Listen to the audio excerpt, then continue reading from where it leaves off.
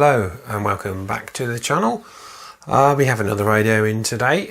I don't know how good or bad this one's going to be, but it's a radio I've had for a little while.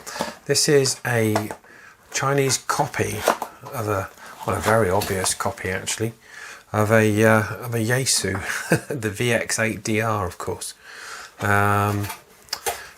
This is touted as a submersible radio. I'm not so sure about that, but let's get it out of the box and see what we've got here. A couple of antennas. Right, I decided just to break it all out of the box actually and show you what we get. You get a fairly substantial adapter for this, which is, you know, looks usable. I've tried that actually and it does work.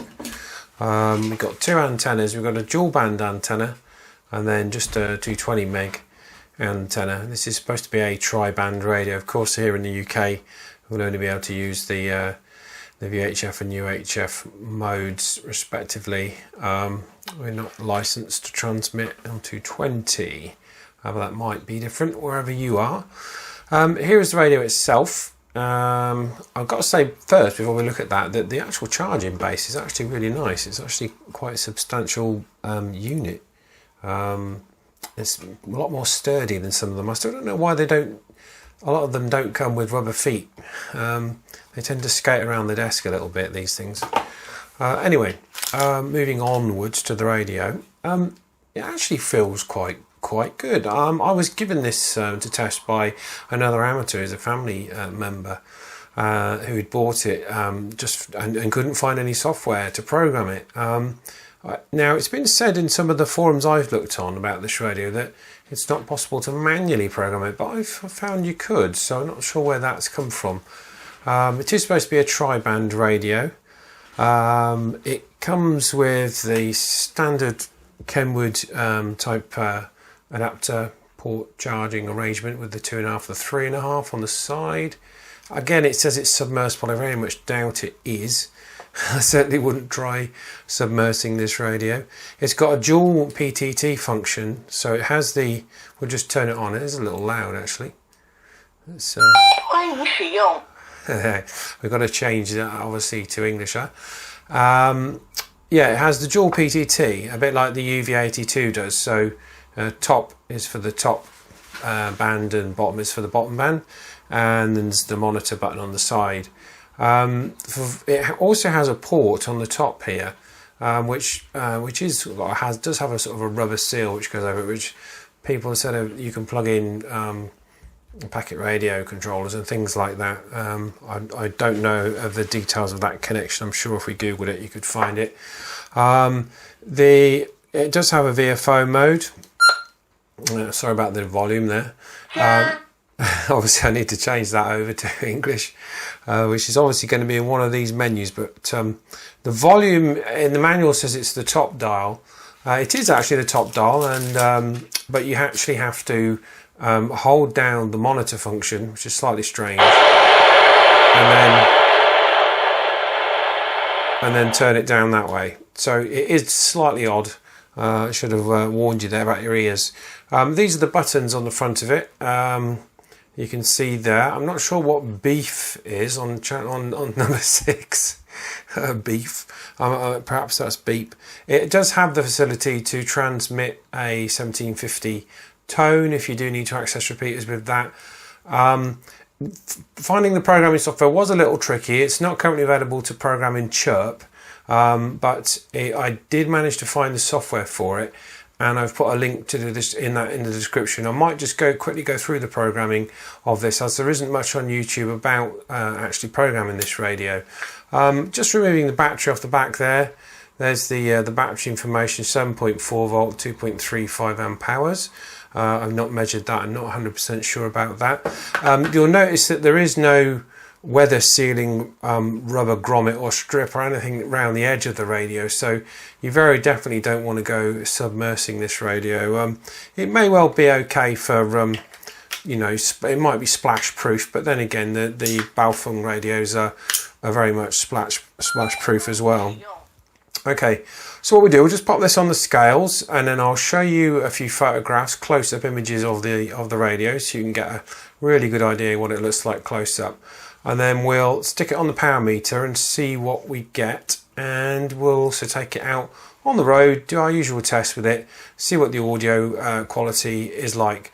And as they've tried to copy a Yaesu, I'm actually going to give this a good test, because I'm going to test it against my Yaesu FT60, which I think has the best audio quality of any of the radios that I've got. So let's get this on the scales, and then we'll do a bit more testing.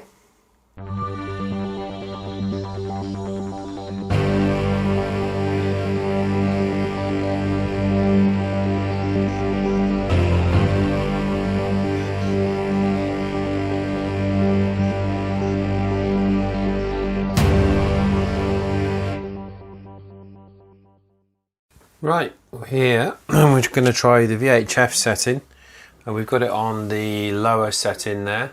Sorry, wrong meter. We've got it on the lower setting there of 5 watts, as we did on the other videos. So this is the radio on VHF. Try that one more time. So just over 4 watts on VHF. Now let's try it onto UHF. 11, 10, 9. Okay, so about 1.5 watts on UHF, and this radio has been programmed on high power mode, so that's pretty disappointing. That's as bad as the worst Baofeng radio. So yeah, it's going to be interesting to see what it sounds like when we take it out in the field. But as far as power goes, that's bad.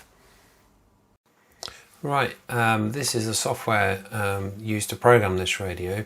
It took a little bit of finding on the internet, but I've popped a link in the description for you there. The first thing I'd recommend that you do when you get this is actually download the settings from the radio. So if you go, first of all, set up your COM port, obviously, communication port in there. This is on COM 3. And I recommend you use an FTDI cable because they're just easy. They have the drivers installed automatically, and you won't have any of the problems that you get associated with the prolific drivers, which many people have. Okay, you connect up and you click on read, and it asks you for a password, but just ignore that, and you'll see there that it's actually downloading the information from the radio. And then there's a notice that comes up on the radio that says program on the screen of the radio, and you can see here I've programmed in some PMR frequencies and some VHF and UHF frequencies in there. Now you'll notice that there's in this column here there's a scrambler option, and you'll think, well, I don't want a scrambler option, but it doesn't let me turn it off. If you click on the more page, this page comes up, and you'll see that actually the scrambler is actually off, and you can set it for companded or for scramble, but it is actually off. So just so you know that it's not going to be scrambled.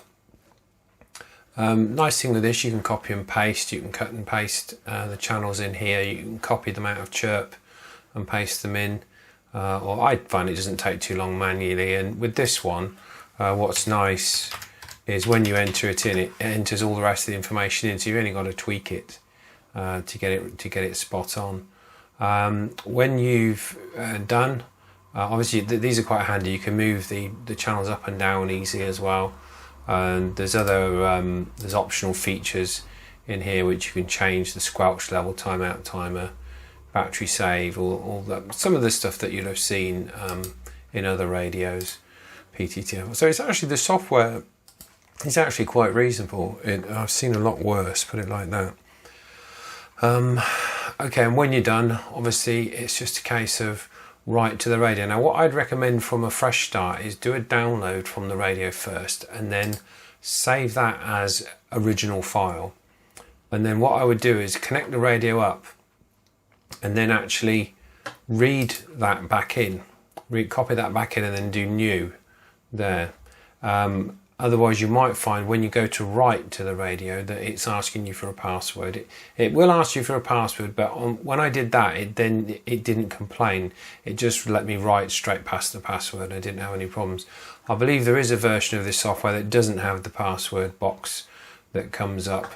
I believe if you do that, let me just, if I delete that line, yeah, that will just go. So if we try this one, write to radio, it comes up here with a password, but if you just go OK like that, you can see there it's writing, and on the front of the radio it's saying the same thing: program 50%, 60, 70, 80, 90, writing completed, port close. So that's, if you do get that password error and it's asking you for a password, just rewrite the one that you saved originally, rewrite that back into the radio and you should be okay. So yeah, that is really quite easy to program, not supported by Chirp at the moment, but that, like I say, it does change. But I would use, this is quite as they go, this isn't bad at all. I've seen a lot worse. So yeah. And the one thing that you will find, once you've done this, your language might change on the radio, but you can just go in the menu on the radio. Contrary to what some people have said as well, you can manually program the radio as well. Other people I've seen on forums say you can't, but you can. You can program channels in the radio, but it's obviously a lot quicker to do it with the software. I think that's it really. The link is in the description for this software if you want to go and download it and try it out. And but you know, I'm compounded by this radio. I really like the radio, the way it looks and feels. It feels rugged, and I like the charger and everything. But it's a bit down on power. Be interesting to see if it can actually pick itself up and score a few more points with how it sounds. But we're about to find that out. So we'll take it out on the road, take it to the usual spots, and we'll give it a try.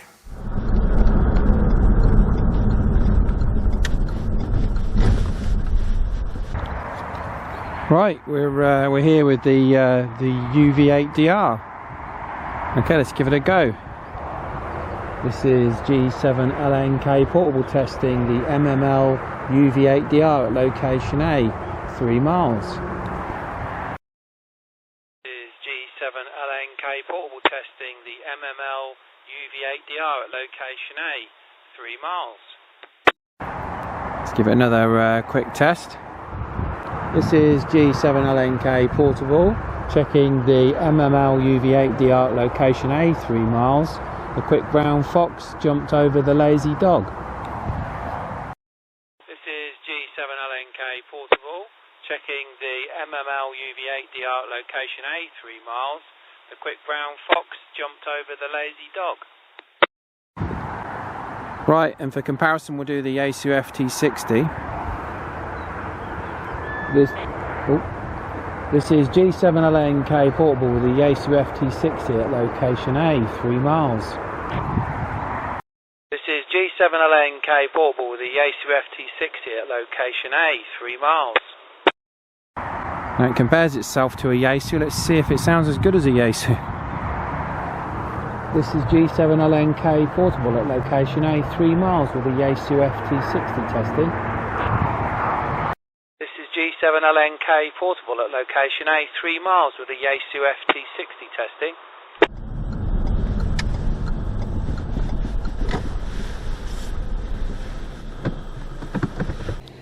Well, we're here at location B, but I picked my time, didn't I? They're hedge cutting.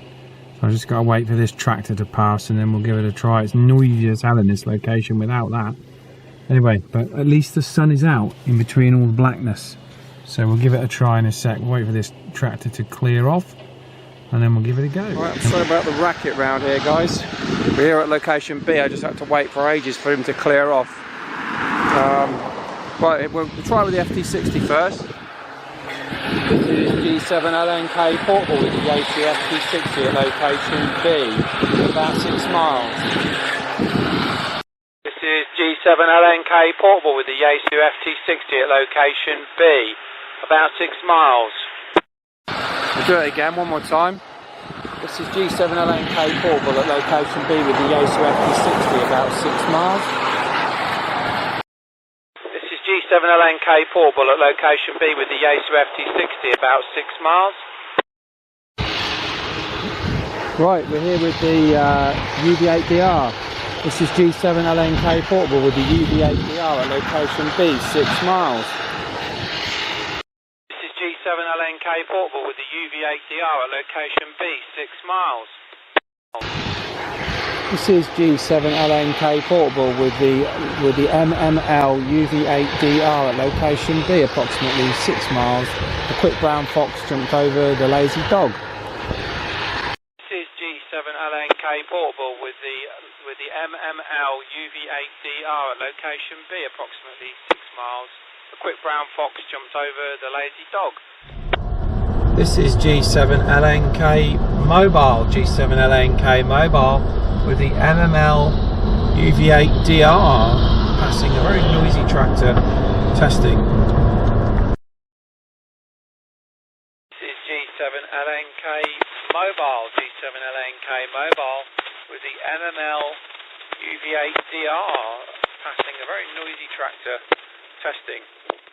I was going to use the original audio from this clip, but there was so much noise. I found it annoying in the edit, so I've decided to talk over myself here. But as I was doing this, there was a fox hunt on at the same time, so there were the drag hunt guys were there with their quad bikes and making so much noise. Anyway, I just like to say that this MML has been a great little radio. It's had a few bad reviews, but I really like it. I think it's a really robust, sturdy little unit, and you can get this as cheap as £30 delivered to the UK. And okay, it is a Yaesu copy, but it's got nice programming software, reasonable power output. There was somebody on a horse there I was just saying hello to, and this happened to be causing quite a lot of disturbance to the local wildlife, something you'll see in a minute when I show you the next clip. I am denied about showing it, but I'm going to show it anyway. I go on to say in this clip about that I'm going to give away a couple of Zastone V77s.